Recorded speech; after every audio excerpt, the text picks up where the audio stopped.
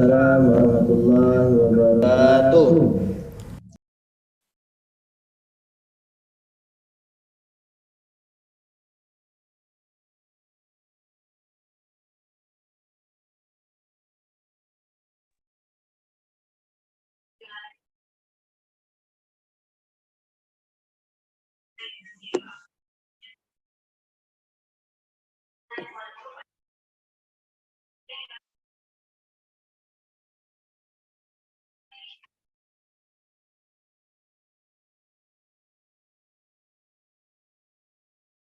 Wal ahwa.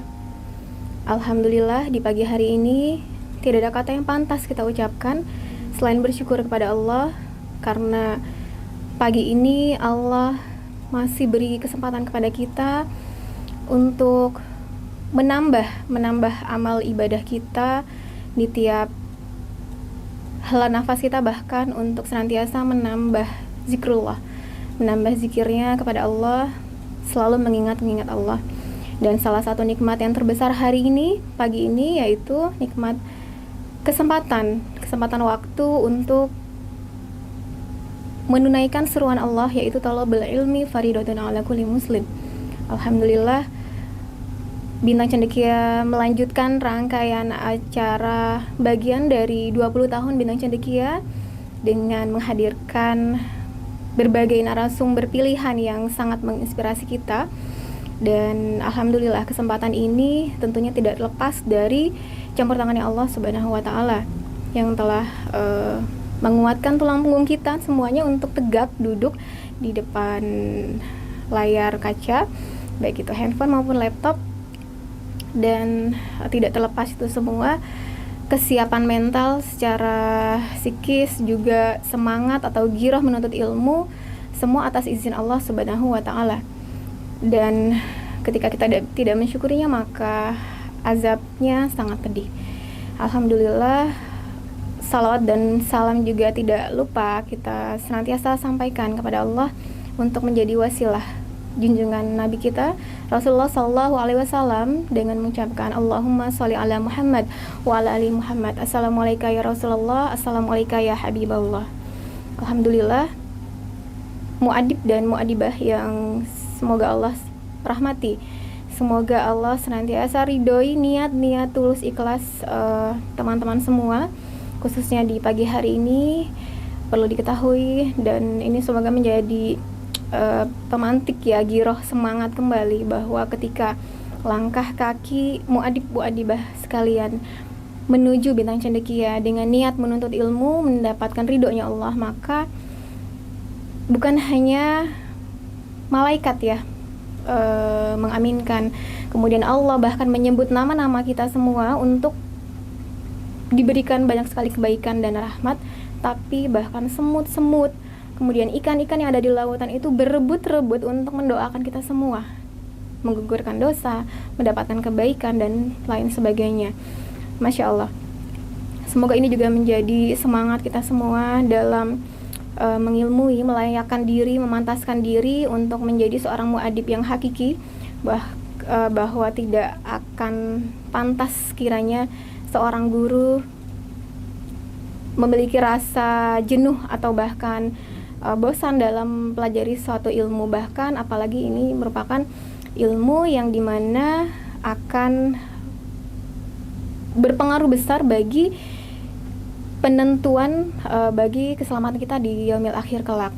Amin ya rabbal alamin. Semoga ini menjadi catatan baik, pemberat amal kebaikan kita semua, tentunya dengan meluruskan niat kembali kita semua bahwa menuntut ilmu pagi ini karena Allah, dan jangan lupa disiapkan catatannya, karena ketika pemburu saja mendapatkan hewan buruannya itu harus mengikatnya agar tidak lepas, maka seorang penuntut ilmu harus mengikat ilmunya dengan mencatatnya. Baik, selamat menikmati ilmu pagi hari ini bersama pemateri kita yang Masya Allah luar biasa. Beliau merupakan salah satu sosok yang sangat berpengaruh bagi pertumbuhan dan perkembangan sekolah ini, yaitu Sekolah Bintang Cendekia yang sejak tahun 2003 berdiri dimulai dari TK Bintang Cendekia yang ada di Jalan Sutomo. Dan beliau merupakan bagian dari konsultan pendidikan yang ikut merintis, kemudian banyak sekali memberikan kontribusi dan pengembangan potensi dari guru-guru hingga tahun 2008 kurang lebih.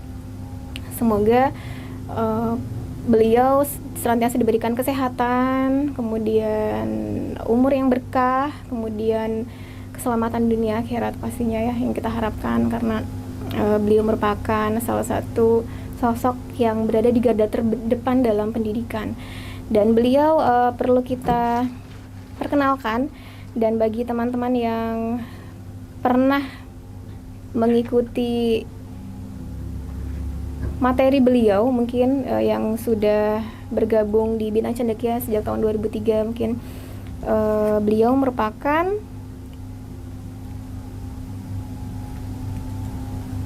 konsultan pendidikan yang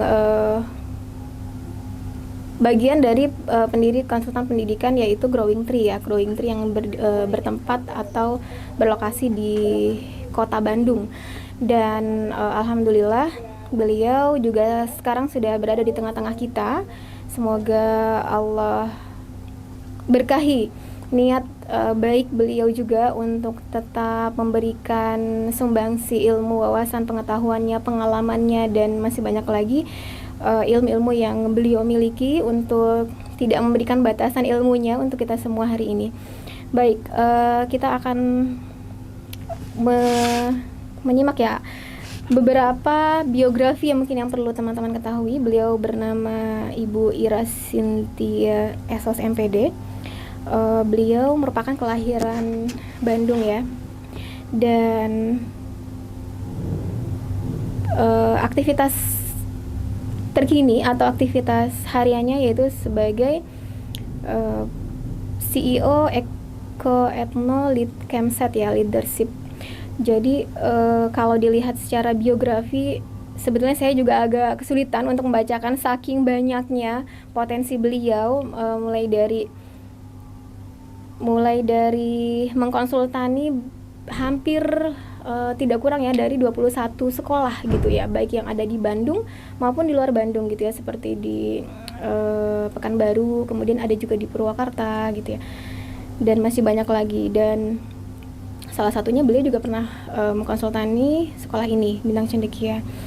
Dan belum lagi pengembangan program luar sekolah itu juga sangat banyak sekali, Masya Allah. Pokoknya sangat menginspirasi gitu ya. Nanti bisa diikuti juga, di follow ya mungkin di Instagram beliau di Ira Cynthia. Pengalaman itu memang ini ya sangat membuat beliau juga semakin mendalami gitu ya, bahwa tadabbur alam itu sangat penting gitu ya, mencintai alam dan lingkungannya. Dan aktivitas sebagai CEO Eko Etno Leaders Site ini memang menjadi salah satu kesibukannya saat ini, dan dia juga aktif sebagai salah satu perintis atau pendidik dari Kementerian Pendidikan untuk mendidik guru penggerak ya, Masya Allah. Jadi sangat banyak sekali di sini kesibukan beliau dan potensi-potensi beliau yang butuh sekali waktu untuk dibaca. Tapi mohon maaf karena kita juga mengingat waktu. Tapi jika ada yang meminta biografi beliau, kami tidak akan segan-segan untuk membagikannya. Baiklah, untuk tidak memperpanjang waktu karena ini juga sudah cukup makan banyak waktu secara mukodimah. Baik, kita akan langsung saja persilahkan kepada Ibu Ira untuk mengambil tempat dan waktunya untuk berbagi ilmu bersama guru-guru muadibah Bintang Cendekia. Dipersilahkan kepada Ibu Ira. Ya,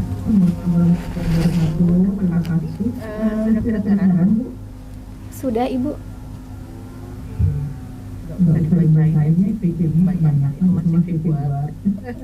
Masya Allah. Masya Allah. Ibu, apa kabar Ibu Ira?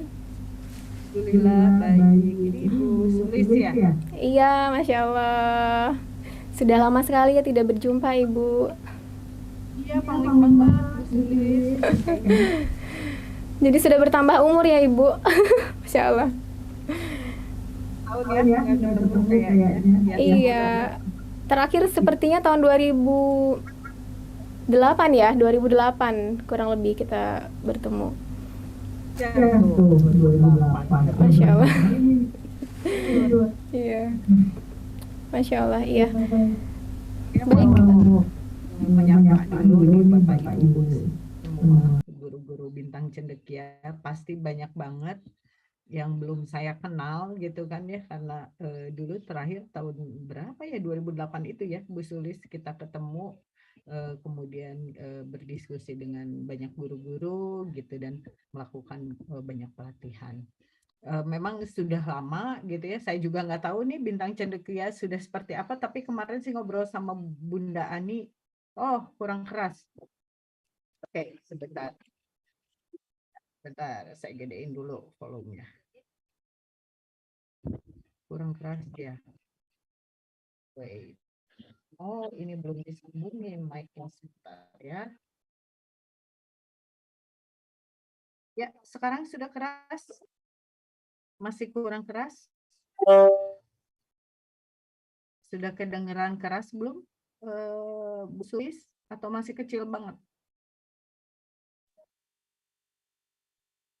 Oh, cukup jelas. Oke. Ya, karena memang beberapa teman-teman mungkin ada masalah juga ya dengan sinyal dan lain-lain.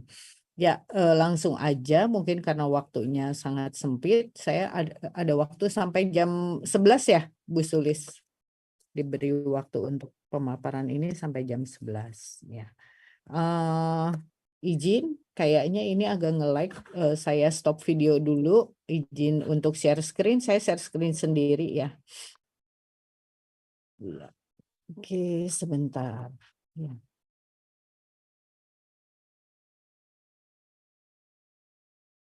Nah, Bunda Ani memesankan kepada saya untuk memberikan materi tentang design thinking. Nah, ini adalah tentang design thinking.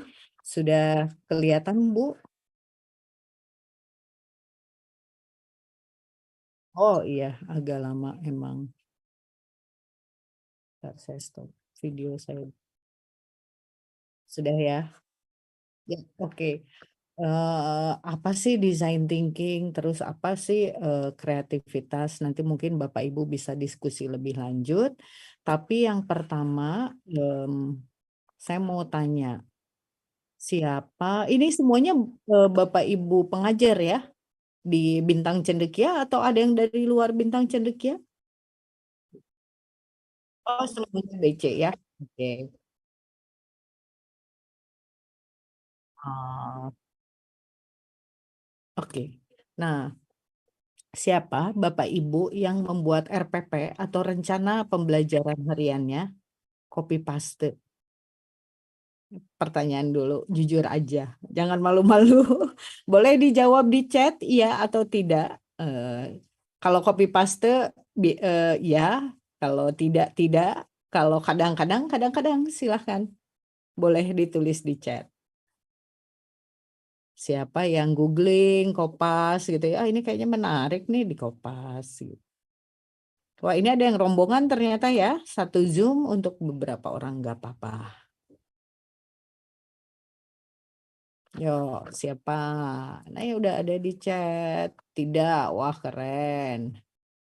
Ada lagi yang mau menjawab di chat? Silahkan. Siapa yang copy paste, siapa yang kopas dan modifikasi? Oke. Insya Allah tidak. Copy ATM, amati tiru modifikasi. Ada lagi. Oke. Kalau TK hanya format yang mengcopy, ya isinya tidak ya.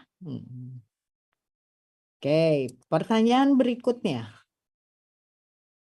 Siapa yang jarang atau tidak pernah membuat media pembelajaran?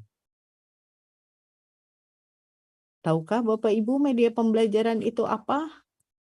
Media untuk membantu pembelajaran siswa. Oke, silakan langsung di chat ya. Soalnya kan waktunya terbatas, jadi kita nggak ada waktu untuk diskusi panjang-panjang nih. Silakan boleh langsung di chat aja. Ya, siapa yang jarang atau tidak pernah membuat media pembelajaran? Alat bantu belajar media itu. Jarang, Bu. Oke, jarang bikin, jarang-jarang.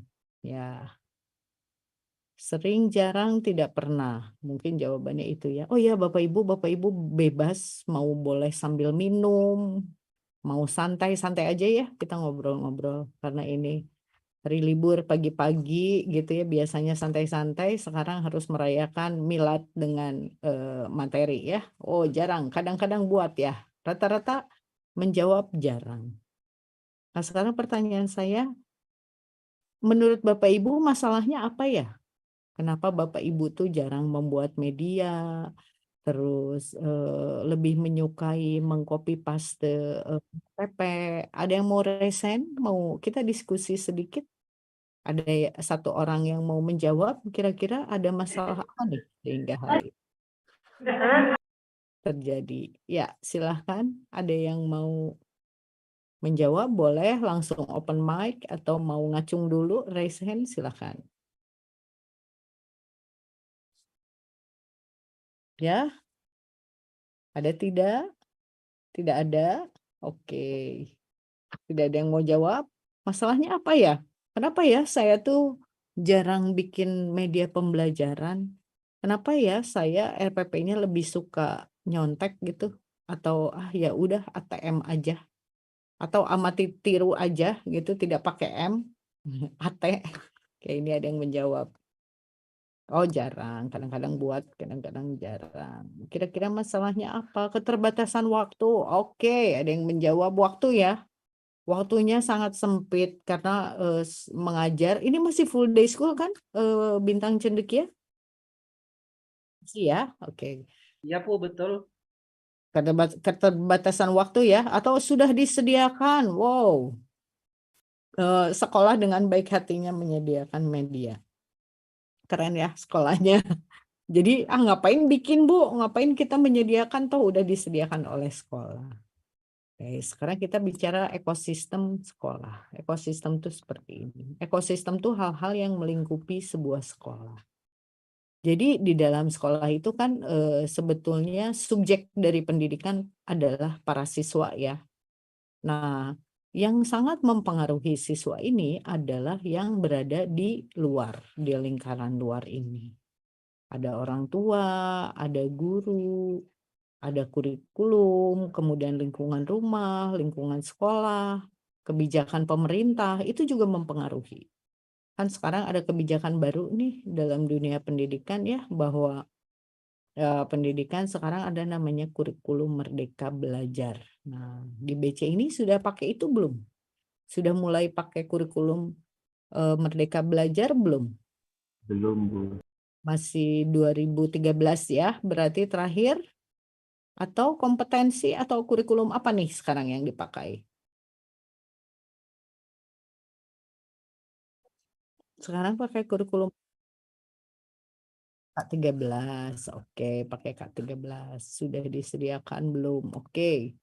Nah, memang Bapak Ibu, kalau Bapak Ibu ada yang sudah mengamati kurikulum Merdeka itu seperti apa? Boleh dijelaskan ke saya pendapat Bapak Ibu tentang kurikulum Merdeka Belajar? Ada yang sudah mengamati? Jawab. Silakan, boleh jawab. Insya Allah, saya. Ya, Iya. boleh. Silakan. Insya Allah kita sudah mempelajari sedikit, belum terlalu dalam, tapi sudah, kalau saya lihat tidak jauh berbeda dari arahan yang pernah Ibu sampaikan dulu. Cuma sekarang ditambah lagi lebih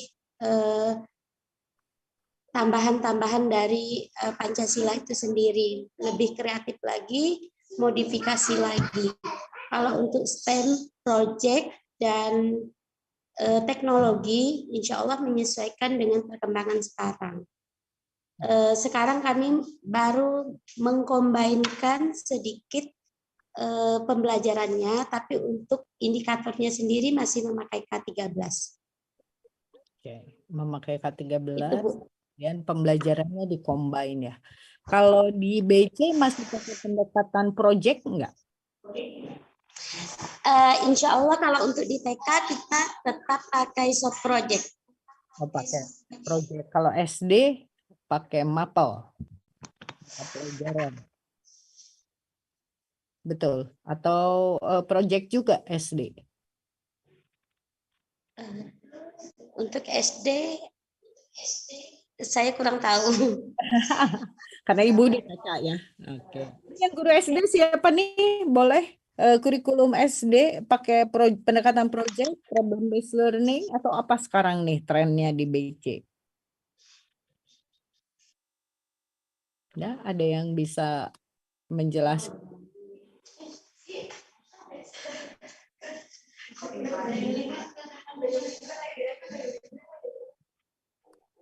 Ya. Guru aduh, ini banyak banget loh pertanyaan. Ya, nanti kita ini ya, kita ngobrol-ngobrol lagi kurikulum yang dipakai. Tapi sebetulnya sebuah ekosistem sekolah itu tidak hanya berkutat di sini. Yang perlu kita pikirkan bagaimana hubungan kurikulum orang tua dengan guru, itu pasti sudah dirasakan ya oleh Bapak Ibu sekarang ketika selama mengajar, bagaimana kebijakan pemerintah mempengaruhi sekolah gitu ya. Bagaimana lingkungan sekolah dan lingkungan di rumah ini terwadahi atau tidak di sekolah. Nah, tapi kenapa ya masih ada masalah-masalah gitu. Contoh ya di sekolah, ini mah sekolah orang lain ya, bukan sekolahnya BC. Saya yakin BC itu dulu juga bersih banget gitu ya, saya senang lihatnya.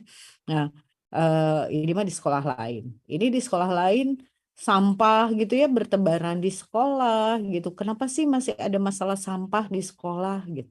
Padahal sekolah itu kan gudangnya pendidikan, tempat orang mencari ilmu, tempat orang berubah sikap gitu ya, bahwa tujuan sekolah itu karena itu. Kira-kira menurut Bapak Ibu, sampah di sekolah itu masalahnya apa sih? Penyebabnya apa sih? Ada, boleh ditulis di chat. Kira-kira banyak sampah di sekolah ini apa? Silakan boleh ditulis di chat ya.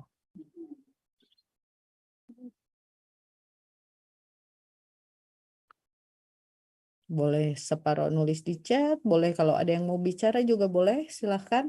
Boleh raise hand atau langsung open mic.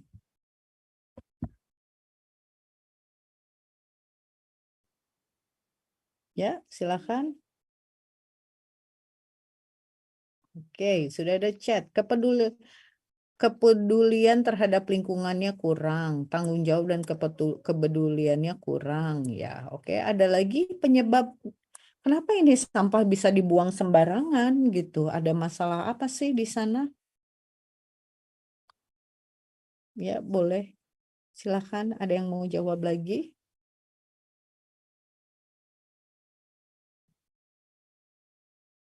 Ya, silahkan. Kurangnya saling mengingatkan, kurangnya kesadaran. Oke.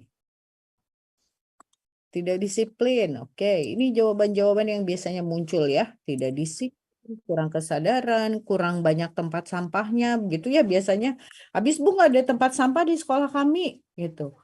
Kurang mengamalkan hadis, kurang cleaning service-nya gitu ya. Kurang orang yang membersihkan gitu. Itu bisa begitu ya. Orang-orang bisa menjawab seperti itu. Bisa beribu jawaban. Harus ada pengawasan. Nah, oke. Nah, nanti kita akan cari apa sih penyebab dari berbagai macam ini disiplin di sekolah. Kan biasanya disiplin di sekolah itu kenapa sih anak-anak nggak disiplin? Kenapa sih kan tadi kayak buang sampah hubungannya dengan disiplin. Kenapa anak-anak itu cenderung melanggar peraturan, telat terus, bolos terus gitu ya? Sebabnya apa nih kira-kira? Nah, ini ada komitmen akan kebersihan diri dan lingkungan dianggap sepele. Kira-kira apa masalahnya? Sehingga anak juga tidak disiplin. Nah, biasanya jawabannya begini ya. Jawabannya biasanya nggak jelas aturannya, kebiasaan dari rumahnya sibuk, di rumahnya dia nggak disiplin, jadi dibawa ke sekolah juga nggak disiplin gitu ya. Karena mereka terbiasa dilayani, jadi macam-macam nih jawabannya, bisa 1000 jawaban dari 1000 orang. Nah, mari kita bicara design thinking. Apa sih design thinking itu? Gitu. Apa sih hubungannya dengan masalah? Design thinking dengan masalah itu ada hubungan apa? Nah, ini adalah design thinking.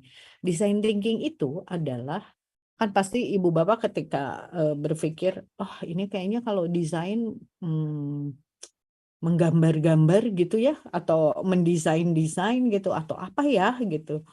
Kayak design thinking itu sebetulnya adalah pendekatan cara berpikir atau cara membuat sesuatu yang pendekatannya digunakan untuk memecahkan masalah secara praktis dan kreatif.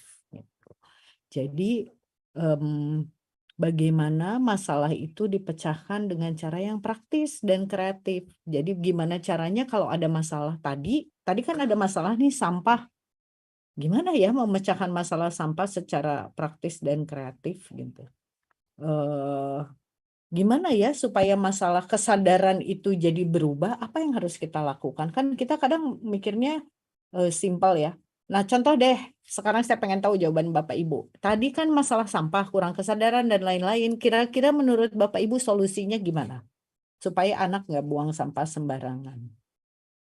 Ayo, silakan ditulis.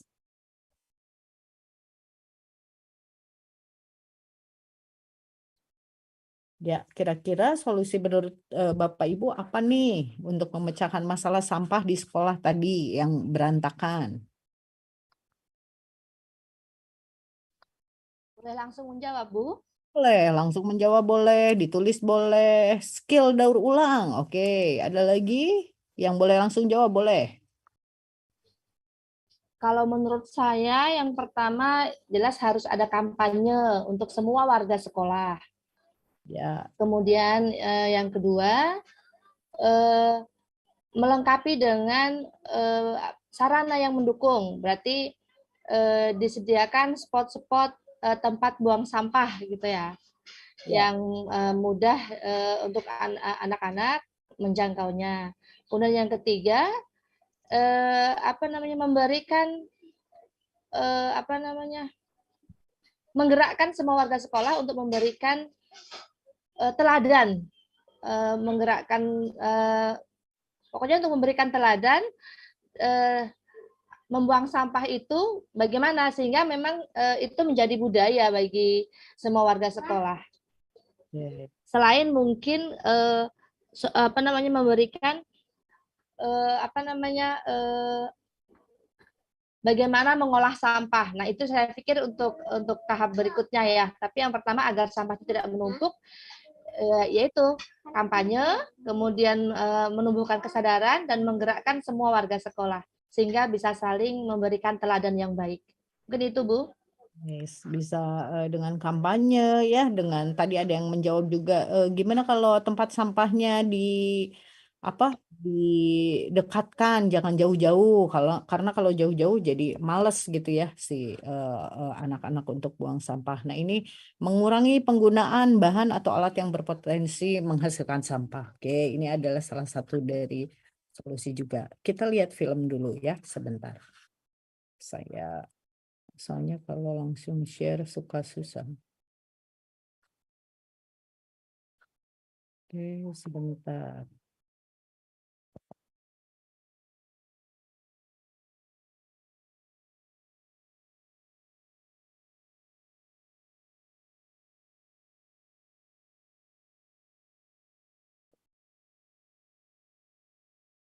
Oke, Bapak Ibu sudah kelihatankah?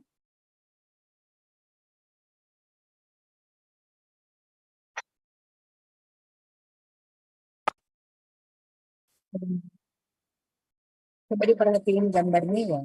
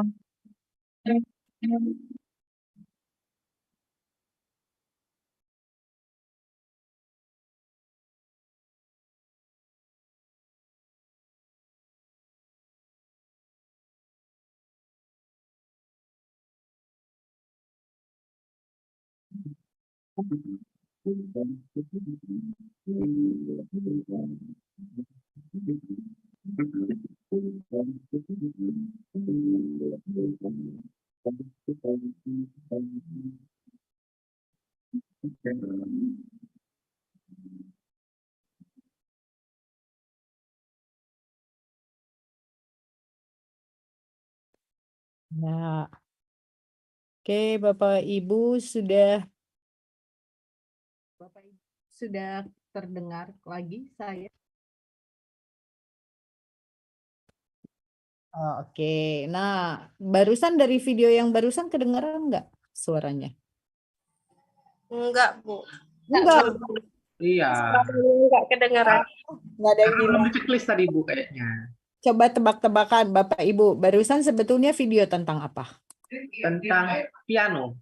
Piano. Itu proses kreativitas Tangga piano. orang apanya kreativitas orang yang membuat tangga itu menjadi lebih menyenangkan untuk dilewati, sehingga orang-orang lebih tertarik untuk melewati tangga itu karena mengeluarkan bunyi kali ya ketika Ya, dinaiki berbunyi. daripada naik apa tuh lift.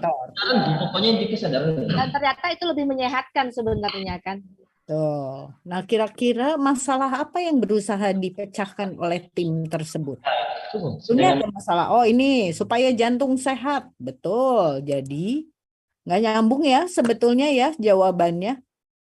Yang pertama, mereka punya masalah kesehatan orang Amerika ini semakin buruk gitu dengan kemudahan-kemudahan. Contohnya banyak pakai eskalator, pakai lift, kemudian banyak taksi dan lain-lain sehingga jarang jalan kaki, dan dengan cara hidup atau pola makan yang buruk, akhirnya mereka mempunyai masalah kesehatan, banyak yang kena sakit jantung atau sakit degeneratif lainnya.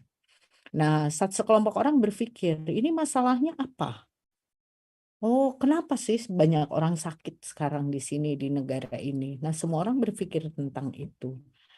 Mereka mempertanyakan, jadi gini Ibu Bapak, kalau ingin tahu masalah ini penyebabnya apa, nanya ke diri sendirinya 5 kali. Kalau perlu 8 kali. Jadi jangan langsung berpikir bahwa kenapa orang nggak mau buang sampah? Kenapa orang nyampah di sekolah ini? Kurang sadar sih, itu kan jawaban pertama yang kita dapatkan ya. Nggak ada tempat sampahnya sih Bu, tempat sampahnya jauh sih. Nah, habis bertanya itu, tanyakannya 7 kali pada diri sendiri. Kenapa orang nyampah? Karena kurang kesadaran. Kenapa orang tidak sadar? Karena apa? Kenapa itu? Teruskan sampai 8 kali. Kenapa Ibu Bapak? Supaya kita tahu penyebabnya. Contoh tadi, kenapa orang kan semudah begini ya? Kenapa di Amerika banyak orang sakit gitu? Ya mereka makanannya sih junk food. Semudah itu ya? Iya, itu betul. Tapi ada kenapa lagi nggak di belakang itu? Kenapa jadi junk food? Kenapa dia tidak atau jawabannya dia tidak berolahraga? Kenapa tidak berolahraga? Dicari sumber masalahnya. Jadi ajarkan anak-anak kita untuk selalu bertanya kenapa itu mendalam. Jadi tidak hanya sekadar, Bu, kenapa ya ini begini? Langsung dijawab sama kita. Harusnya kita menjawab dengan kenapa lagi gitu. Jadi si anak itu terbiasa berpikir kreatif dan kritis. Nah, ini ada contoh yang lain lagi. Bapak Ibu lihat gambar ini. Sudah berubah belum? Oke, ini ya sudah kelihatan. Gambar yang bawah yang ada orang jalan kaki di taman. Ini kan kejadian di Indonesia banyak banget yang begini ya, bahwa orang jalan kaki tapi ini tak ada jalan gitu. Tapi kenapa dia selalu menginjak rumput? Bapak Ibu mengalami itu enggak? Atau kita adalah bagian dari orang-orang yang sering banget menginjak rumput daripada jalan? Karena pengen apa coba? Kenapa dia begini? Ada yang boleh kasih pendapat? Kenapa si orang ini jalannya selalu ke sini gitu? Buru-buru. Buru-buru, motong jalan gitu ya. Biasanya kan, aduh motong biar cepet, ngapain gitu muterin si jalan itu? Ya, ngapain sih saya harus ke sini dulu terus belok kiri gitu. Nah, Bapak Ibu, ini namanya user experience. Jadi dalam dunia desain ada bagaimana kita harus memahami pengguna. Bapak Ibu juga harus memahami anak-anak sebagai pengguna. Jadi orang mendesain si jalan ini, dia tidak pakai user experience. Bisa jadi dia kurang ya. User experience itu didapatkan lewat hal yang dirasa, hal yang terlihat, dan manfaat dan cara memakai. Makanya Bapak Ibu pernah enggak misalnya nemu keran di hotel atau di mall yang saking pusingnya gimana cara nyalainnya, kita tuh sampai aneh-aneh gitu ya. Ada yang diputer, ada yang sampai akhirnya rusak gitu karena kita tidak paham cara menggunakannya. Itu adalah user experience. Seorang desainer harus tahu bagaimana orang menggunakan sesuatu, bagaimana secara natural gerakan manusia gitu. Kayak tadi yang piano. Harus tahu desainer itu gimana ya mengubah perilaku orang supaya naik tangga. Kan kalau di kita mah gampangnya gini aja ngerubah perilaku, kampanye aja gitu. Atau tutup aja eskalatornya, itu gampang banget gitu ya solusinya. Padahal design thinking itu mengubah sesuatu masalah menjadi hal yang positif dengan cara yang menyenangkan dan praktis. Design thinking itu caranya menyenangkan. Jadi orang itu tidak merasa bahwa dia dipaksa untuk berubah. Tapi karena dia menemukan hal yang menyenangkan. Contohnya tadi tangga gitu ya. Dia kan nggak merasa dipaksa naik tangga akhirnya ya. Karena oh ternyata kalau naik tangga tuh menyenangkan ya. Dan itu diadaptasi juga di urusan tempat sampah. Jadi ada orang yang pernah mendesain tempat sampah. Kalau kita masukin sampah, si tempat sampahnya bunyi. Jadi malah senang ya si anak-anak, wow masukin sampah aja ke tempat sampahnya. Padahal itu hanya sesederhana pakai teknologi sensor yang kalau kita masuk ke toko bunyi bel. Itu kan sederhana ya, udah ada di Indonesia dan banyak. Tapi yang dipentingkan adalah berpikir kreatifnya, berpikir design thinkingnya. Nah, design thinking itu basisnya di sini. Dia harus memahami bagaimana orang itu bergerak. Oh, kalau jalannya kayak gini, pasti semua orang lebih suka begini. Terlepas dari oh dia pencinta lingkungan atau tidak, tapi pasti nyari shortcut. Karena ngapain gitu ya? Pasti kan si badannya tuh pengennya ke sini, ini deket gitu. Sini aja akhirnya muter. Padahal kalau di sini dibikin zigzag kan jadi pusing dia. Sama lamanya nih kalau ke sini masuk zigzag misalnya. Nah, itu yang namanya user experience. Itu kita harus memahami aspek emosi dan cara si manusia bergerak. Nah, itu adalah design thinking. Design thinking itu berpusatnya pada user atau pada manusia. Jadi berpusat bukan kita, bukan si yang orang yang ingin mengubah, tapi pada orang yang diubah. Sifatnya design thinking adalah kolaboratif, optimis, dan eksperimental. Jadi kitanya harus berpikir kreatif dulu nih Bapak Ibu, mesti bisa paham dulu nih gimana caranya ide gagasan itu bisa sangat menarik. Kenapa ide gagasan saya dengan memberi penjelasan ke anak-anak pentingnya menjaga kebersihan tuh kurang dianggap ya sama anak-anak kita ceramahin setiap hari. Oh ya bisa jadi karena kita tidak memahami aspek psikologi si anak. Misalnya si anak tuh kan sukanya bermain. Semua anak itu playing gitu. Bahkan orang dewasa aja saya yakin kok Bapak Ibu masih suka bermain karena manusia itu makhluk bermain, menyukai permainan. Maka harusnya kita memahami bagaimana pendekatan pada anak yang bisa mudah diterima sama mereka sehingga perilakunya berubah gitu. Nah, inilah design thinking. Design thinking itu menemukan solusi yang relevan, dampaknya tapi harus positif dari solusi tersebut. Jadi dalam design thinking itu mengubah masalah jadi opportunity atau jadi sebuah kesempatan. Jadi kita tidak memandang, kan kita sering ya terjebak dengan ketika bikin SWOT atau pernah bikin SWOT analisa strength, weakness, opportunity gitu ya, threatness pasti pernah Bapak Ibu dengan cara yang masing-masing yang bisa jadi berbeda. Biasanya kita sangat terkonsentrasi pada problem, masalah. Sibuk aja kita menganalisa masalah-masalah ya. Masalahnya apa sih? Iya sih, habis sih yayasannya gini, habis sih kepala sekolahnya begini, habis teman kerja saya begini, sehingga Bapak Ibu menjadi terkonsentrasi berpikirnya negatif. Selalu berpikir salah orang lain bukan salah saya. Jadi dipotong aja tuh pikiran habis sih ini, habis kondisinya begini sih nggak bisa diperbaiki dan lain-lain, menjadi dari kondisi ini apa ya harapan saya, apa ya mimpi saya, apa yang membuat saya menjadi lebih baik, apa yang harus saya lakukan sehingga dari masalah jadi opportunity gitu. Jadi pertama ubah mindset dulu. Ubah mindset dari hal yang biasanya skeptis. Jadi, kita tuh boleh kritis. Orang tuh harus kritis. Harus bisa menganalisa. Karena design thinking itu harus bisa menganalisa. Ini masalah sebenarnya apa? Kalau kita kan biasanya terburu-buru ya, rush in kayak ini kayaknya masalahnya anak-anak nggak tertib karena memang nggak tertib aja. Karena memang kitanya kurang keras nih aturannya. Nah, Bapak Ibu jangan terjebak begitu. Pikirkan lagi, kenapanya 8 kali kayak tadi ya. Kenapa ya? Kayaknya ini deh. Kenapa begini? Kayaknya begini karena begini. Ya kenapa begini gitu sampai Bapak Ibu tidak menemukan jawaban. Contoh, saya sering banget workshop design thinking, sering banget. Kota Bandung pertama kali mengadaptasi design thinking ini terus terang dari Amerika ya, dari Stanford. Tapi nggak apa-apa, kita harus bisa mengambil hal yang baik dari manapun datangnya, kalau menurut saya.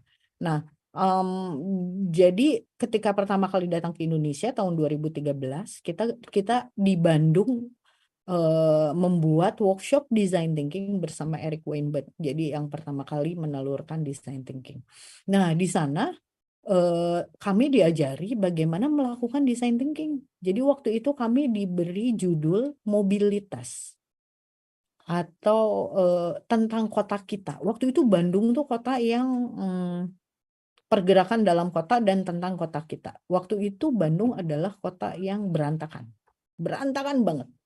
Angkotnya ngetem gitu ya, kalau ada angkot dulu belum musim Gojek, belum musim ada Grab dan lain-lain. Jadi kita masih pakai angkot atau bis kota.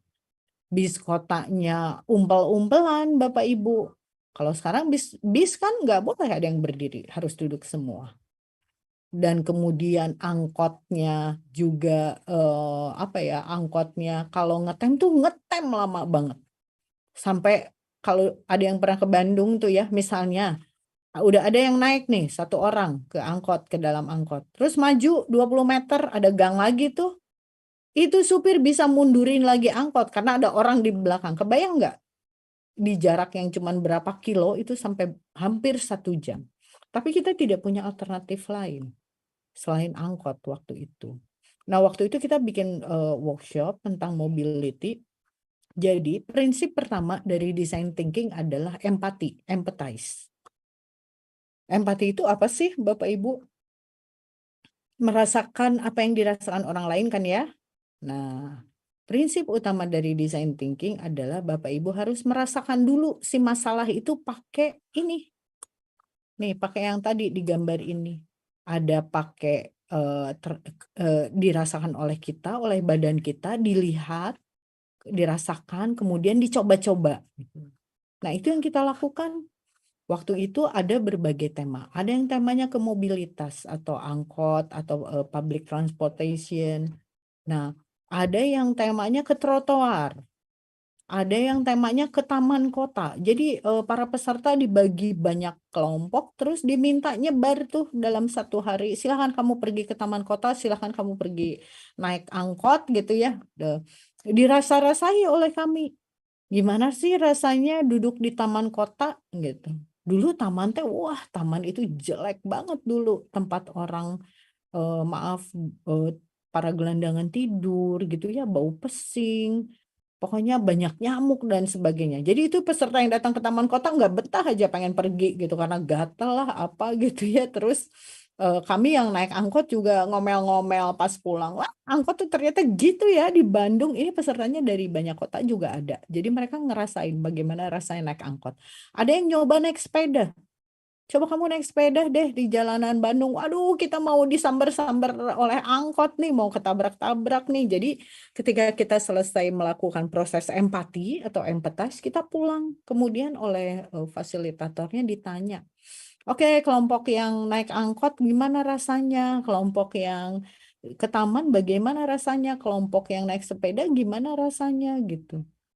Itu semuanya memberikan jawaban yang negatif kan ya. Misalnya, aduh rasanya nggak enak banget taman. Kirain taman tuh kita bisa duduk-duduk santai, kita bisa ngobrol, boro-boro, bau pesing, terus gatal-gatal banyak nyamuk gitu. Terus naik angkot, wah naik angkot tuh ternyata macet lah segala macam. Kemudian dari situ mulai kita dibimbing untuk nanya, kenapa bisa begitu? Kenapa angkot bisa kayak gitu?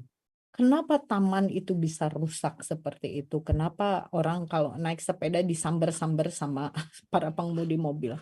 Pasti rata-rata jawabannya kita akan menjawab, habis sih orangnya pada nggak tertib. Betul tidak? Macet. Habis sih jalannya sempit. Jawaban pertama yang paling gampang kita dapatkan itu ya. Taman. Habis nggak ada petugas yang yang membenahi taman. Nah, itu tanyakan lagi. Ini kan nih, ini design thinking nih. Kita lagi ngomong proses empathize yang tadi ya. Nah, habis empathize, kita mau ke define nih, mau mendefinisikan sebetulnya masalahnya apa. Nah, tanyakan 8 kali.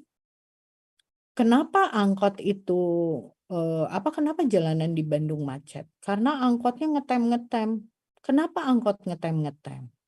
Karena mereka kalau nggak ngetem, penumpangnya nggak dapet, sehingga penghasilannya kecil. Kenapa kalau penumpang nggak dapat terus kenapa penghasilannya hanya dari situ? Itu kan jadi bleber kemana-mana ya. Atau misalnya kenapa taman begitu? Karena nggak ada petugas di taman. Kenapa tidak ada petugas di taman? Ternyata diselidiki, ternyata pemerintah nggak punya anggaran buat petugas di taman. Udah aja berhenti di situ. Apa yang harus kita lakukan supaya taman kita bagus? Apa yang harus kita lakukan supaya angkot kita bagus gitu? Itu ya. Akhirnya dari define dulu. Jadi masalahnya apa? Kalau untuk taman misalnya, apa sih yang bikin kamu nyaman kalau dalam sebuah taman itu di-empathize kan? Oh, saya pengen kalau di taman itu ya nyaman kalau 1 ada wifi-nya, 2 bersih, 3 tidak bau pesing, 4 bisa baca buku. Misalnya begitu ya. Itu kan didapat dari orang-orang yang jalan ke taman nih. Dari situ baru kita define, oh ternyata semua orang tuh inginnya taman yang begini. Yang ada wifi-nya, ada ininya, ada ininya, ada ininya. Pengennya angkot yang jalan yang tidak macet. Kenapa? Karena pengennya angkotnya tidak ngetem. Kalau saya pakai kendaraan seperti sepeda, saya juga nggak disamber-samber sama mobil atau takut ketabrak gitu. Itu adalah problem yang didefinisikan oleh kita. Kita menemukan problemnya di mana? Apakah problemnya di perilaku atau di sarana prasarana? Paling gampang tuh ngomong sarana prasarana. Paling gampang. Dan biasanya orang cenderung akan ngomong itu dulu. Jadi kayak, nggak ada sih tempat sampahnya Bu, kan gampang banget ya. Tapi nanti udah disediain tempat sampah, apakah orang buang sampah ke situ? Belum tentu. Habis Bu, tamannya nggak ada petugas. Apakah setelah ada petugas kesadarannya akan bersih si tamannya? Belum tentu juga. Terus ada masalah lain kan ketika ngomong petugas, yaitu ngegajinya dari mana? Nah dari define ini nanti keluar ide kemudian keluar prototipe dan diuji cobakan. Dan ini kalau Bapak Ibu waktu saya melakukan design thinking pertama kali 2013, ide-ide yang datang dari kelompok-kelompok yang tadi jalan-jalan itu ada 100 ide kurang lebih. Akhirnya diimplementasikan di Kota Bandung ketika Ridwan Kamil jadi wali kota. Saat itu Ridwan Kamil jadi ketua panitia workshop design thinking itu. Jadi sama dia ketika setelah dia kan dulu komunitas, setelah komunitas kan baru dia berkampanye menjadi wali kota dan dapat ya. Saya ingat banget ide-ide kami itu dia jadikan direalisasikan oleh beliau. Contoh ya kayak wifi di taman tematik. Jadi di Bandung tuh dulu ada taman tematik yang misalnya kalau mau dengar musik di taman musik. Di sana banyak komunitas pemusik bermain musik dengan bebas. Kemudian kalau mau senang di taman tuh jadi bersih waktu itu diperbaiki oleh Kang Emil. Dari mana tuh petugas kebersihan gajinya? Ternyata beliau bikin semacam relawan kebersihan. Jadi dia juga menggunakan design thinking di ide-idenya. Terus kenapa ya relawan kebersihan jadi ada gitu di Bandung waktu itu? Ternyata waktu itu ada tren bahwa orang yang jadi relawan boleh dinner makan malam sama Kang Emil. Kan Kang Emil lagi hits tuh, lagi terkenal banget ya waktu dulu. Sehingga semua orang tuh pengen ketemu, pengen difoto bareng dan lain-lain. Dan mereka mau jadi relawan taman hanya untuk semalam dinner sama Kang Emil gitu. Bagaimana itu Ridwan Kamil melakukan ini dengan design thinking. Dia tahu motivasi terdalam dari orang-orang adalah bukan ingin saya ingin beribadah pada Allah. Ya ada yang begitu gitu ya. Tapi motivasinya ada juga yang ternyata saya mau jadi relawan karena pengen difoto bareng Kang Emil gitu.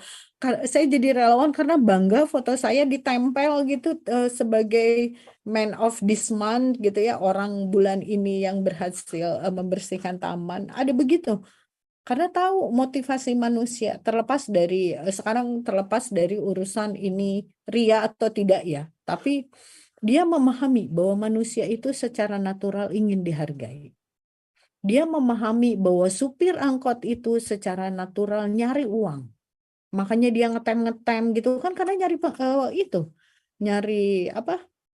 penumpang. Kalau misalnya penumpangnya nggak ada, dia akan ngetem nunggu sampai dia dapat uang gitu. Nah itu yang terjadi. Maka apa yang harus dilakukan?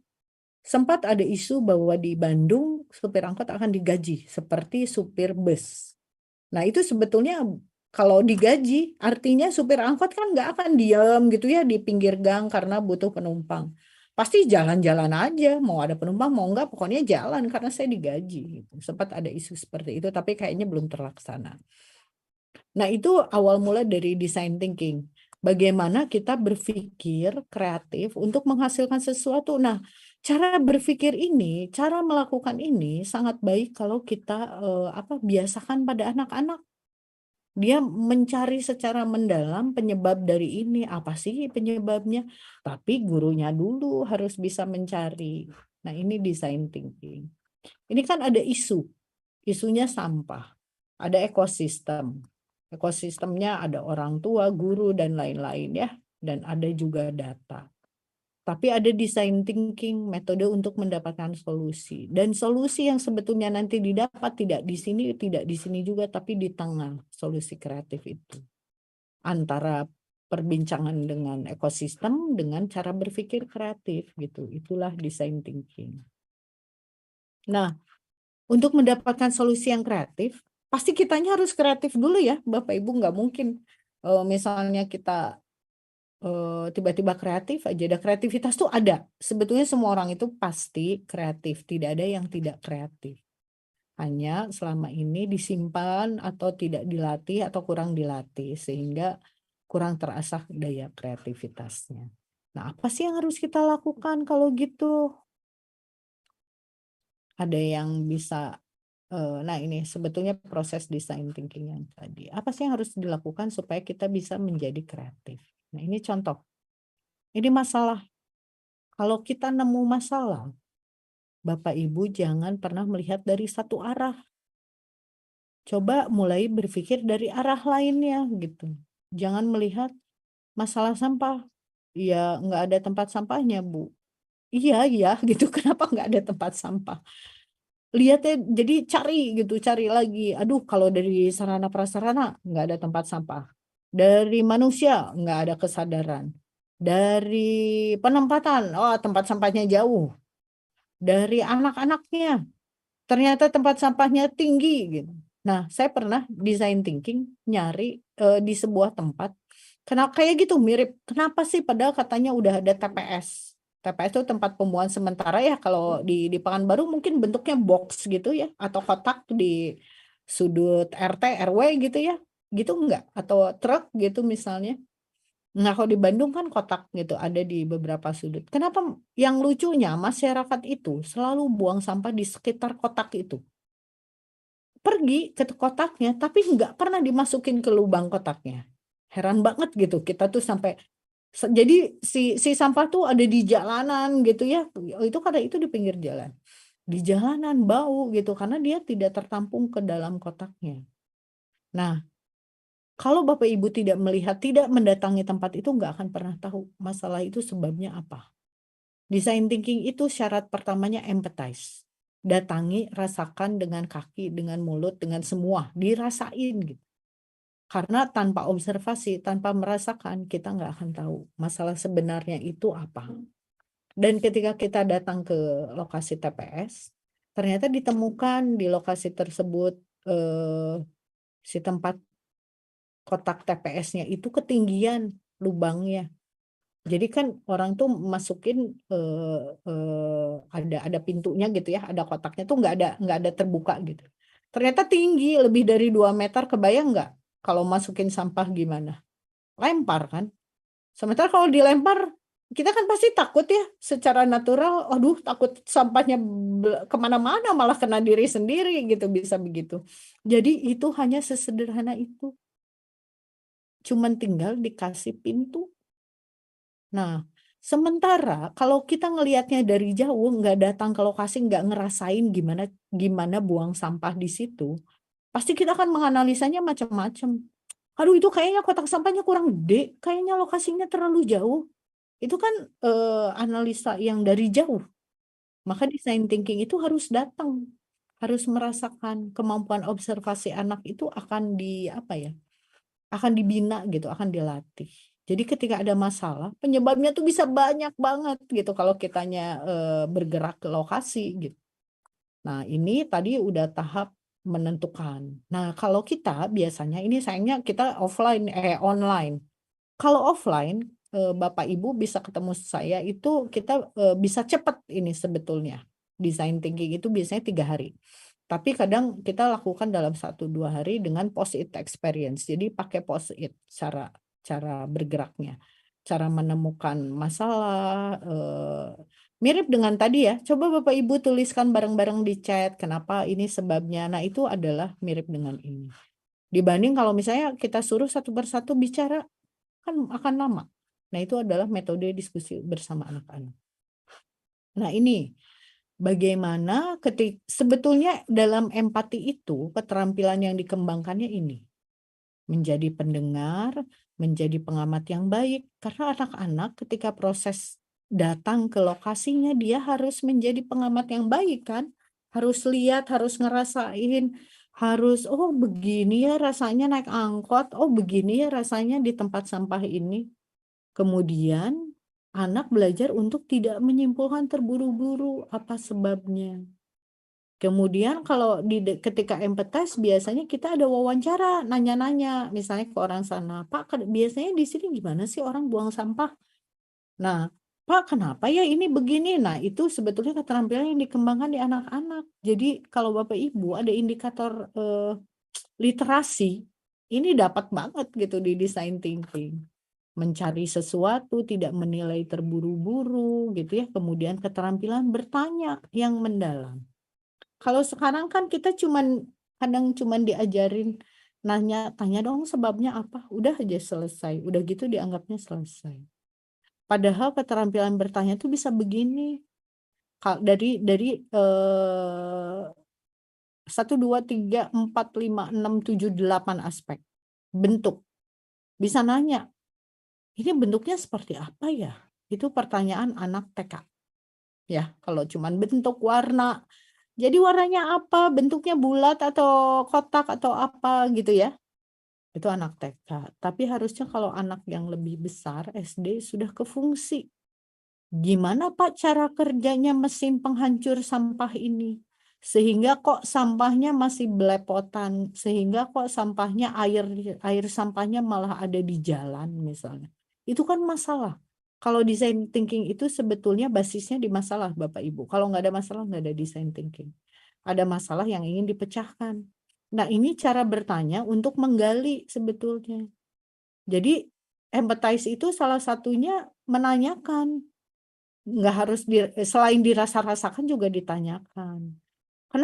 Kenapa sih mesin ini begini ya gitu? Gimana cara kerjanya? Penyebabnya apa? Kenapa jadi begini? Atau gimana cara merubahnya?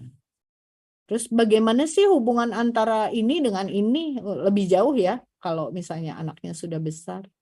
Kemudian melihat dari sisi pandang yang lain, tanggung jawab kita apa dan bagaimana cara kita tahu gitu. Itu salah satu cara untuk memahami design thinking. Jadi yang pertama keterampilan bertanya dulu yang harus kita kita bina gitu ya daripada hal-hal yang lain. Nah, nanti udah ditemukan terus sudah tahu oh ini masalahnya ini gitu. Masalahnya adalah masalah salah tempat sampahnya ketinggian gitu ya, baru nanti dinyatakan masalah yang terjadi adalah ini karena ini dan ini, carilah masalah dari berbagai sudut. Nah, langkah selanjutnya ada ideasi atau ideasi. Bagaimana menemukan ide-ide gagasan untuk memecahkan masalah tersebut. Kebayangkan Bapak Ibu, gagasannya akan beda kalau kita salah juga menemukan penyebab masalah gitu. Ya kan kalau penyebabnya A pasti nanti solusinya B. Tapi bisa juga penyebabnya A solusinya jadi D karena kita nganggapnya masalahnya itu C gitu. Nah, makanya tahap tadi empathize itu tahap yang paling menentukan. Nah, metode dalam menemukan ideasi itu bisa beda-beda. Ada yang mind map, pemetaan, ada brainstorming, ada sambil mengalami. Tapi pada prinsipnya kita harus paham bahwa semua ide dianggap baik gitu. Kemudian jangan misalnya belum apa-apa udah ngomong, wah ide kamu jelek. Kita nggak boleh menjudge ide orang lain. Semua orang itu harus dihargai idenya. Kalau di gambar ini kan kelihatan ya semua orang menulis idenya di post-it. Nah setelah itu baru kita ke uji coba. Uji coba ini kayak ini. Misalnya Bapak Ibu tahu kan VR, kamera VR virtual reality. Seperti ini ya. Virtual reality itu kalau pakai kacamata VR ini kita bisa lihat yang sebenarnya gitu ya. Nah, dengan kacamata VR ini kita bisa lihat film misalnya. Ini sebetulnya ini tuh masih prototyping. Ini pakai dus loh bikinnya. Kenapa dia bikin prototyping? Kalau bikin yang benerannya mah tuh mahal ya. Nah, sebelum bikin yang benerannya ini kan dicoba dulu ukurannya pas enggak, enakan enggak kalau orang lihat. Emang begini bentuknya atau bentuknya harus kayak kacamata gitu ya. Nah, itu. Oke, sebelum kita lanjut, ada yang mau bertanya dulu nggak, Bapak Ibu? Silahkan. Ya, boleh raise hand, boleh ngacung, boleh lewat teks.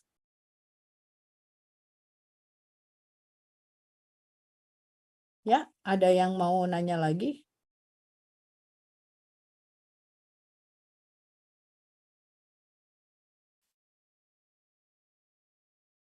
Oh, mana? Bentar, saya belum baca chatnya. Maaf.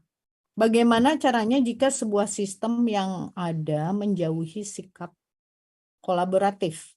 Maksudnya gimana nih, Pak Beni?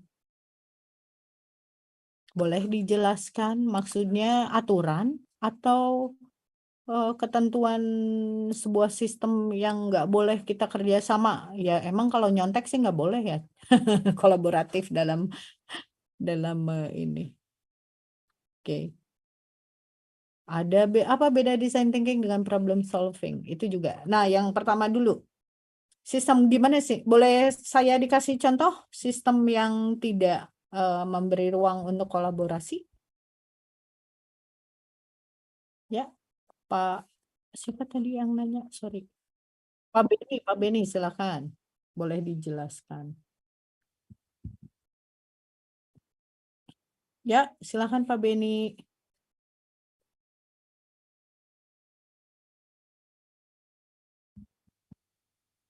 Ya, silakan. Mana Pak Beninya nih? Nanti saya jawabannya akan menebak-nebak. Oke, anggap ada sebuah tempat yang melarang Anda bekerja sama dengan orang lain. Kolaboratif itu kan bekerja sama dengan yang berbeda ya. Artinya teman-teman diminta untuk bekerja sama dengan orang lain karena kita kan bukan dewa nih. Kita bukan nabi yang bisa segala macam. Kita harus mulai bisa kolaborasi. Bisnis di Indonesia sekarang juga mulai kolaborasi kok. Nggak ada lagi, maksudnya sekarang trennya bisnis itu kolaborasi. Monggo. Sekarang trennya bisnis itu kolaborasi antara berbagai stakeholder. Misalnya gini, saya mau jualan tas. Saya nggak bikin tas itu dari nol sampai ngejual di web nanti. Tapi saya nggak bikin tasnya, saya nggak bikin kancingnya, saya nggak bikin sletingnya. Tapi saya mendesain tas, terus saya minta teman-teman yang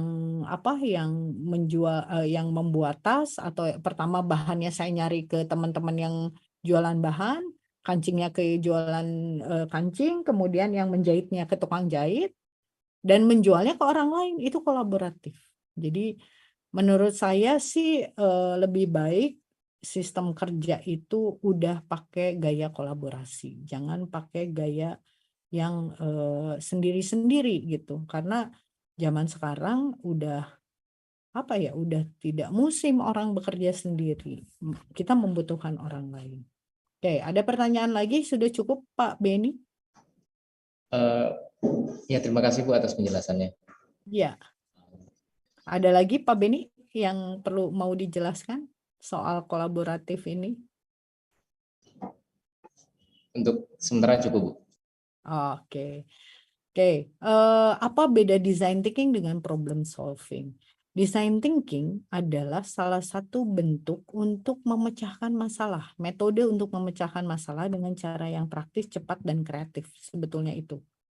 Jadi sama-sama problem. Itu adalah salah satu metode problem solving. Oke, mau kita lanjut lagi? Ya, sekarang boleh dong berpasangan. Kalau yang memang Bapak Ibu satu tempat ada banyak orang berdua-berdua. Kalau yang online sendiri tolong di breakout dengan yang online sendiri lagi. Tapi jangan dulu di breakout ya. Ini siapa yang mau nge-breakout? Bentar, saya bisa nge-breakout nggak? Oh, saya nggak bisa nge-breakout. Yang bisa nge-breakout hanya host. Tolong di breakout berdua-berdua nanti buat admin. Tapi jangan dulu ya. Jadi pertama saya akan minta teman-teman kita simulasi design thinking. Pertama ini, tolong buat sebuah dompet. Jadi kata kuncinya, teman-teman akan mendesain dompet untuk teman sendiri, pasangannya yang ada sekarang. Kalau yang di online silahkan di breakout, tapi di breakoutnya jadi berdua-berdua nanti ya. Boleh silahkan di breakout, Bu Sulis bisa di breakout berdua-berdua. Tapi kalau yang banyakan nih, ada kan ya yang satu ruangan banyakan, 1, 2, 4, 6, 7, 8, 10, nggak usah di breakout. Jadi berdua-berdua ya. Silahkan pertama sediakan kertas. Kemudian Ibu Bapak silahkan berpasangan. Dalam berpasangan itu kemudian Bapak Ibu menanyakan kepada teman yang pasangannya, Kira-kira jadi ini tugasnya bikin dompet ya, dompet kebutuhan teman-teman. Dompet kebutuhan teman pasangannya. Nah, tanyakan. Yang ditanyakan bukan dompet seperti apa, tapi tanyakan motivasi. Motivasi itu seperti gini. Ibu sukanya kayak gimana sih kalau alat buat menyimpan uang? Ibu pengennya alat menyimpan uangnya ada apa aja sih gitu. Oh, saya pengen ada pitanya, pengen ada ininya. Nah, itu ditangkap dulu. Silakan saling mewawancara selama 5 menit ke depan. Oke, di dalam kertas ditulis apa kebutuhan teman Anda. Kebutuhan terhadap sebuah wadah yang seperti dompet itu seperti apa? Dari mulai bentuk, fungsi, dan lain-lain, coba kemampuan bertanya seperti yang tadi dieksplor oleh Bapak Ibu. Mangga yang memang sudah di ruangan dan banyak orang silakan berpasangan dan sambil saling menanyakan. Jadi 5 menit yang A nanya ke B, kemudian 5 menit kemudian yang B nanya ke A. Ya, bukan 5 menit, 3 menit aja deh, waktunya udah tinggal sedikit. Silahkan Bu Sulit di breakout buat yang sendiri-sendiri.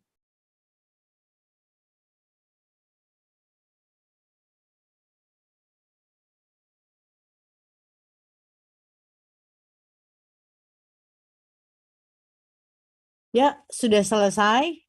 Yang di darat, aduh, kalau yang sendiri di udara, mohon maaf ya, karena ternyata tidak bisa di breakout. Padahal kalau bisa di breakout, bisa berdua-dua juga. Ya, monggo, saya mau sampel dari, ini karena waktunya bentar lagi, satu pasangan aja. Boleh siapa? Ibu siapa dengan ibu siapa boleh menjelaskan hasil temuannya terhadap pasangannya.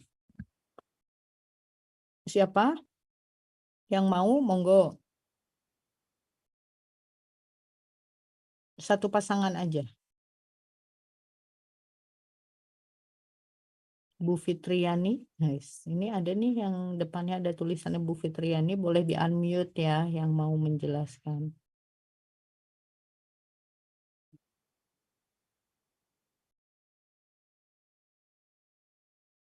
Ya, siapa yang akan menjelaskan? Boleh Ibu, boleh Bapak, boleh.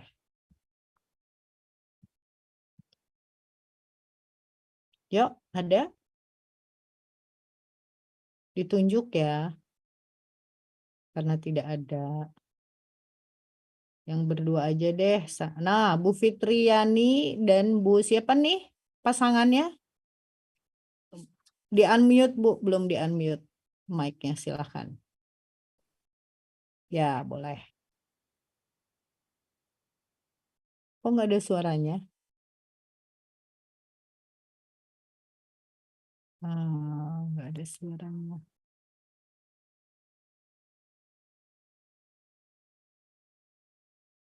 Ya, Bu Fitriani.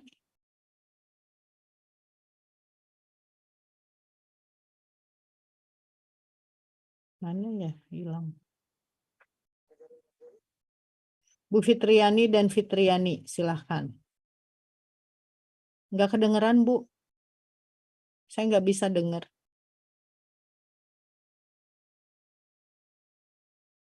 Udah di-unmute tapi nggak ada suara ya?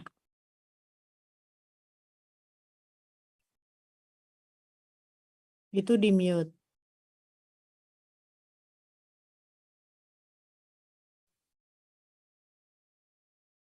Nah, ini udah coba tanpa audio. Jadi siapa nih? Kalau tanpa audio berarti nggak dengar saya dong. Saya dengar, Bu. Oh. Ya, ada yang lain? Oke, yang lain. Pak Marzuki, silakan raise hand. Ya, Pak Marzuki dengan siapa pasangannya?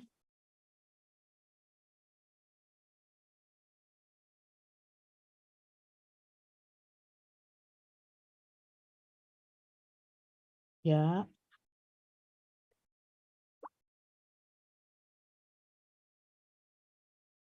Silahkan. Boleh sama Bu Sulis aja deh, soalnya saya nggak tahu mana yang terkendala dan tidak ya.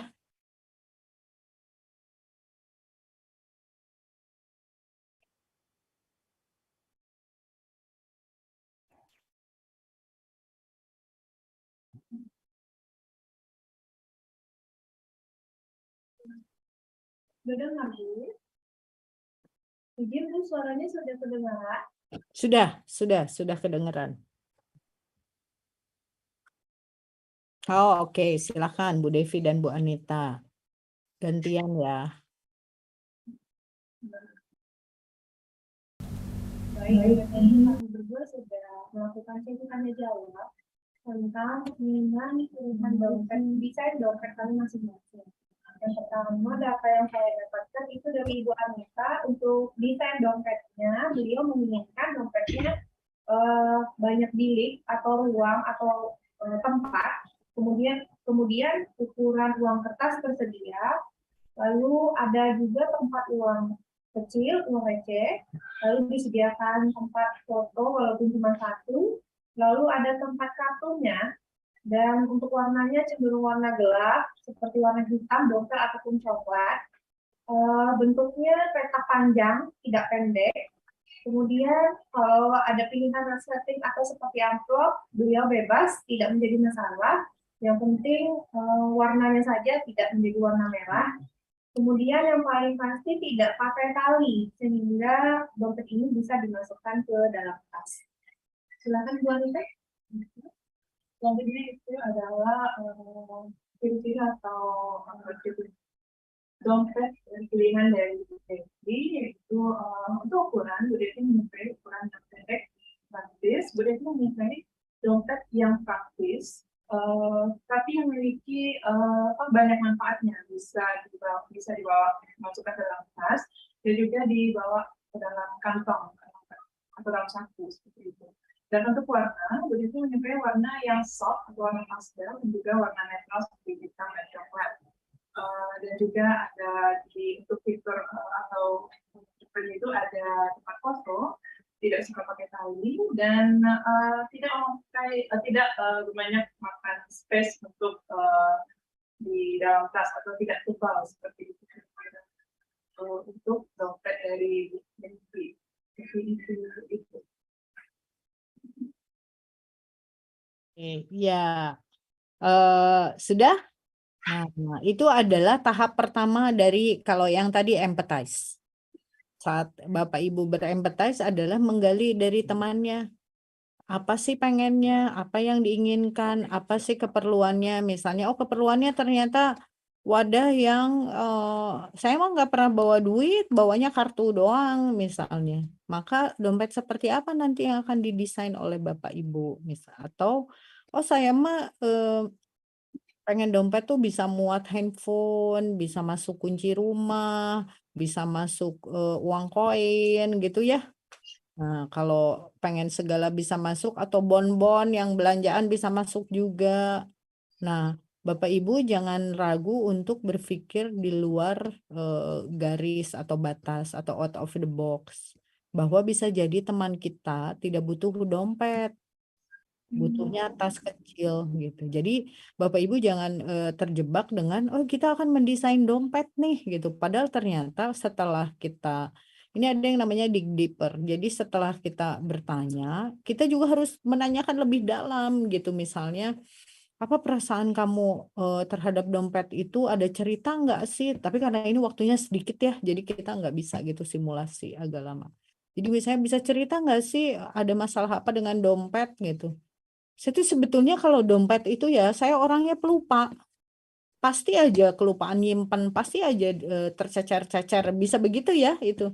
Maka itu akan mempengaruhi nanti desain dompet yang Bapak Ibu buat. Bisa jadi loh misalnya dompet Bapak Ibu itu dimasukin semacam apa gitu ya. Sehingga bisa kayak kelihatan gitu ya di map gitu letak dompet itu lagi di mana. Bisa begitu kan? Atau dompet yang bisa di miss call kayak handphone, bisa aja kan. Nah, cara berpikir kreatif itu seperti itu, jangan dibatasi dulu dengan, oh dompet mah bentuknya begini, yang ada di pasaran seperti ini. Tapi kita harus paham dulu dalam proses empathize itu, memahami dulu apa sih yang diinginkan oleh, tanda kutip, pasar kita gitu ya. Nah, kemudian nanti, nah ini di reframe dulu problemnya, sebetulnya teman kita butuh apa, inginnya seperti apa, nanti baru dibuat statementnya.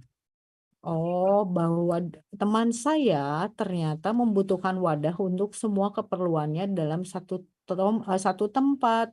Tapi Intan juga ternyata nggak suka dengan bawa-bawa dompet. Nah, ini tuh sebetulnya salah satu cara untuk membuat pembatas gitu. Jadi nanti desain yang akan dibuat oleh ibu-ibu, bapak-bapak ini akan ikut ke pembatas ini gitu, bisa begitu ya.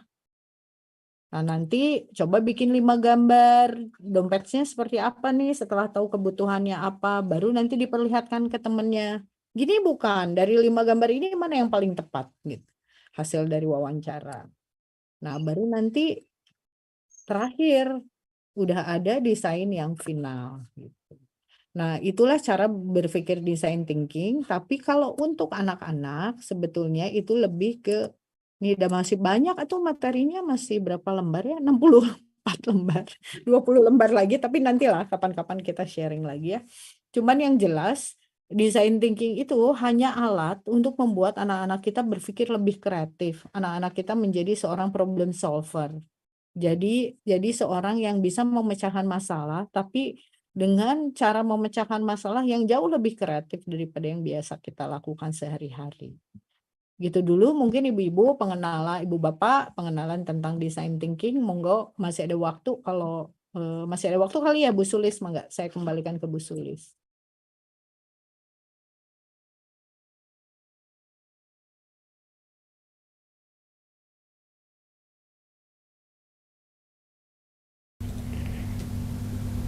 Ya, silakan mangga. Satu pertanyaan.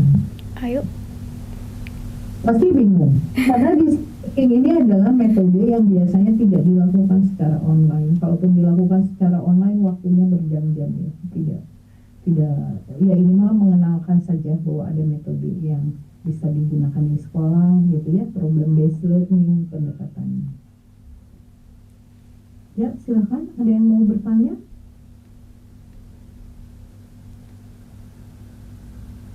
Ya, gimana? Tidak ada, kalau bingung pegangan.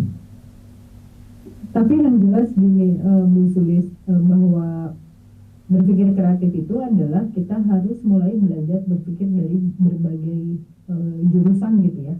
Tidak hanya bahwa kalau kita nemu jawaban A gitu dari sebuah pertanyaan, maka kita harus mempertanyakan lagi ada jawaban lain nggak ya selain A ini. Bahwa 10 itu belum tentu 5 tambah 5. Bahwa 10 itu 7 tambah 3, bisa 4 tambah 6 gitu ya, bisa 1 tambah 9. Jadi prinsipnya itu.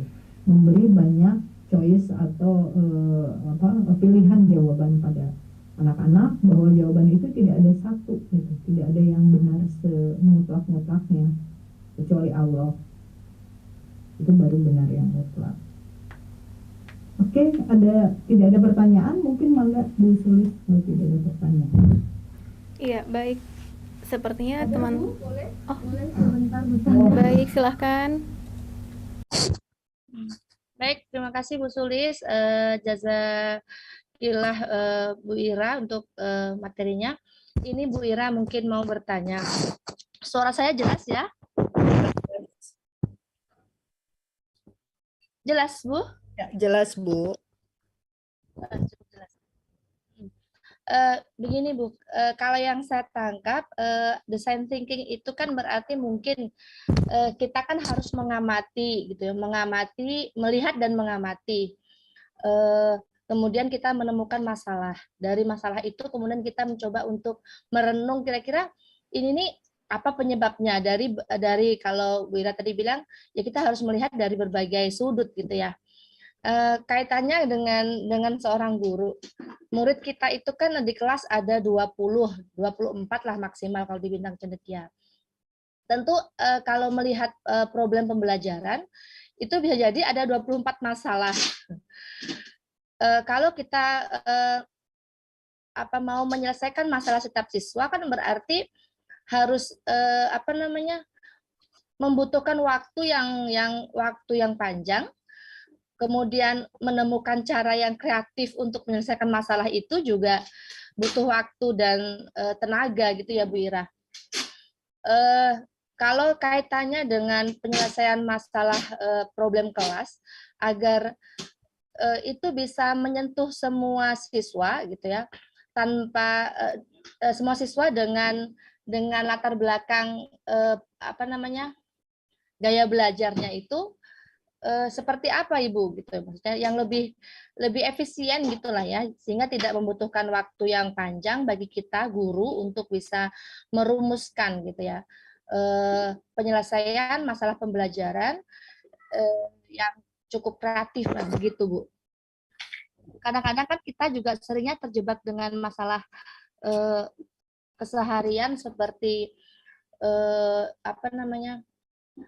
administrasi mengajar yang juga membutuhkan waktu untuk kita harus selesaikan gitu. Ya. Ya, pendekatan design thinking ini bagian awal dari pendekatan project. Jadi kita bisa kasih semacam tema gitu ya pada anak-anak. Kalau selama ini kan tema itu diberikan. Anak-anak nanti kita akan bahas tema tentang binatang. Projectnya apa ya? Projectnya bikin market binatang, misalnya begitu ya. Nah, ini sebetulnya bisa pendekatan yang mengubah dari hal yang biasa kita beri dengan mereka mencari sendiri. Bapak Ibu dalam satu kelas itu misalnya ada 24 anak. Bikin misalnya ada 5 tema gitu ya atau 5 hal. Misalnya kalau temanya transportasi, mungkin yang satu belajar tentang transportasi yang ada di sekelilingnya itu apa aja misalnya. Oh, masalah transportasi angkot. Yang kedua, masalah transportasi ojek. Yang ketiga, masalah transportasi sepeda. Jadi satu tema bisa dikeroyok sebetulnya. Nah, tinggal mereka berempatise-nya gimana gitu. Kalau biasanya kita field trip itu hanya selalu urusannya berkunjung ke sebuah tempat, melihat-lihat dan wisata, maka field trip sekarang berubah. Jauh lebih kontekstual. Anak-anak di field trip itu diajak untuk, ayo kita hari ini akan nyoba semua moda kendaraan sebagai moda dari empathize-nya design thinking gitu. Jadi nggak harus 24 anak terus kita harus satu per satu. Tidak juga Bu, bisa dikelompokkan sesuai dengan keinginan Ibu. Misalnya, oh saya mau kelompokin 4 kelompok aja, boleh nggak masalah. Saya bikin design thinking juga keroyokan kok 15 orang. Tapi kalau design thinking di real pemerintahan misalnya di ketika merancang sebuah kota gitu itu 15 orang tuh dari berbagai macam stakeholder. Jadi ada komunitasnya, ada orang dinas perhubungan, ada orang dari kantor administrasi kota, macam-macam. Jadi enak ketika diskusi, kan ketika kita ngomong, oh itu harusnya ada petugas kebersihan tuh di taman-taman. Nah, orang yang dari pemerintah langsung ngomong, nggak bisa Bu, nggak ada anggarannya, bisa begitu kan. Karena kalau kita beride sendiri, kita nggak tahu pembatasnya. Jadi gitu Bu tipsnya. Sebetulnya butuh sebuah workshop ya untuk gimana caranya design thinking masuk ke dalam pembelajaran dan dalam pendekatan project, dan rasanya agak sulit nih kalau online. Saya agak kesulitan kalau ngasih materi online dan saya yakin Bapak Ibu juga pasti pusing ya. Biasa kerja kelompok, biasa bertemu fisik, tiba-tiba harus secara online, pasti lebih ke ngasih insight awal aja dulu gitu. Oke Bu, semoga cukup memuaskan, semoga cukup menjawab. Mangga silakan Bu Sulis. Ya, bagaimana Bu Yuli?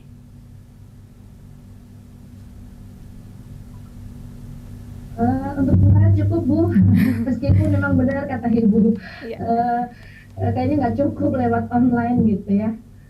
Iya. Terima kasih Bu Ira. Ya, sama-sama. Sama-sama.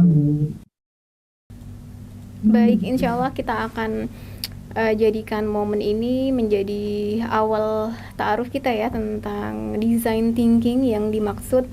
Dan seperti yang tadi disampaikan juga, kita jangan sampai terjebak dalam satu masalah tertentu dan membatasi untuk mengamati masalah tersebut hanya dari satu titik atau satu arah, maka kita harus melihatnya lebih luas lagi gitu ya.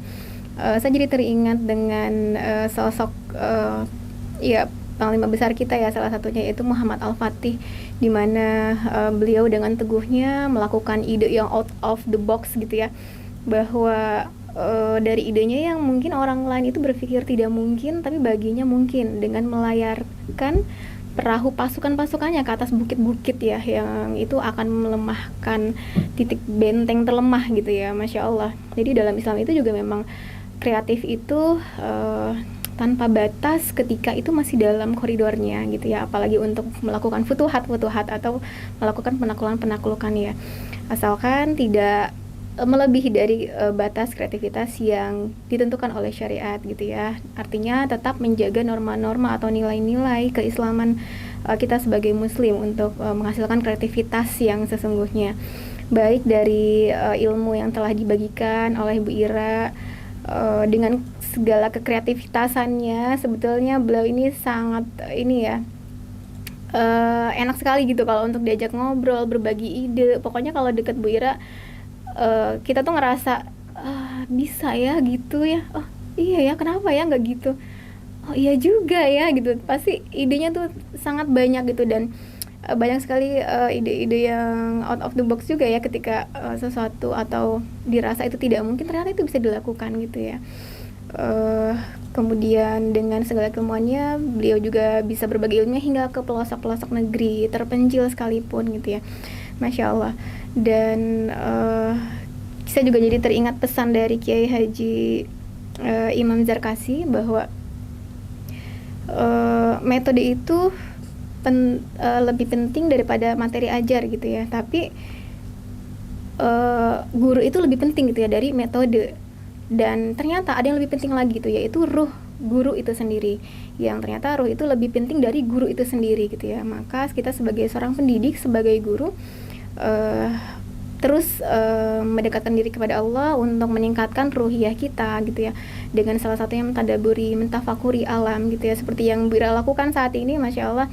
Itu meningkatkan daya kreativitas secara alami gitu ya, karena empati itu terus terbangun gitu ya, dengan melihat banyak sekali lingkungan terdekat ataupun jauh sekalipun gitu ya, Masya Allah.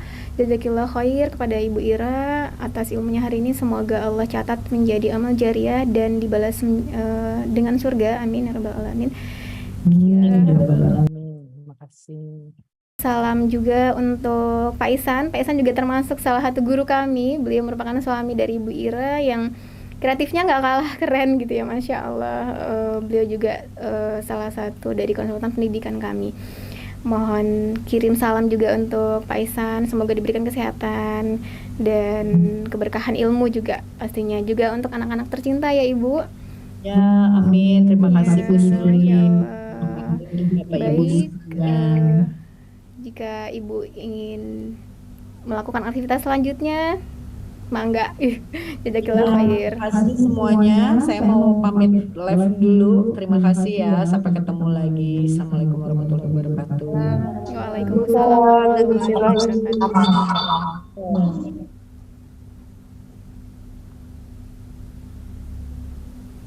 Ya.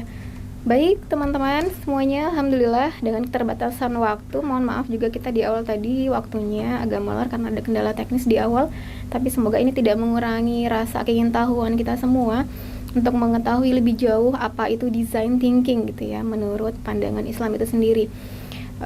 Silahkan melanjutkan aktivitasnya dan kembali pulang ke rumah menemui keluarga tercinta.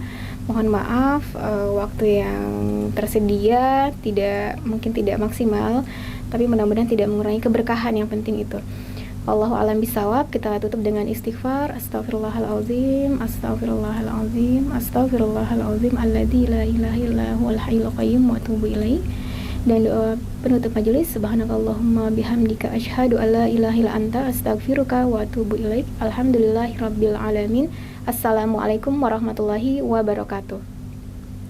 Waalaikumsalam warahmatullahi wabarakatuh.